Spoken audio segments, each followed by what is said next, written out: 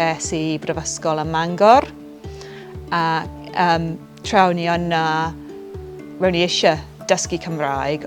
A dyma efallai pan oedd yn teimlo fel methiant enfawr, pan sylweddolais I, dwi ddim yn ffeindio hwn yn hawdd, a dwi'n meddwl am roi ffidl yn y to. Ond roedd rhywbeth yno dros y blynyddoedd, jyst clywed darnau bach, roedd yn jyst cadw diddordeb yng nghefn fy mhen. Felly penderfynais I symud I Gymru ac I chwilio am gyfleoedd I ddysgu Cymraeg eto.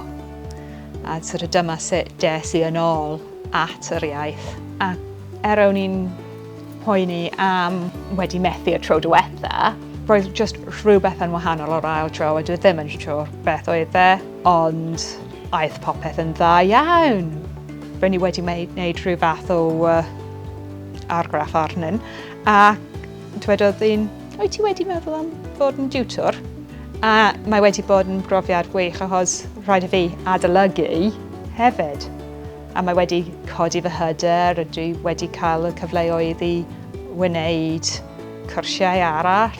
Dwi'n dwlu o'r gemwaith, a ro'n i'n meddwl, dwi eisiau gwneud rhywbeth fel yna. Felly dwi wedi gwneud cwrsiau un dydd, castio pewter, gwneud enamel, cwpl o pethau yng nghopr.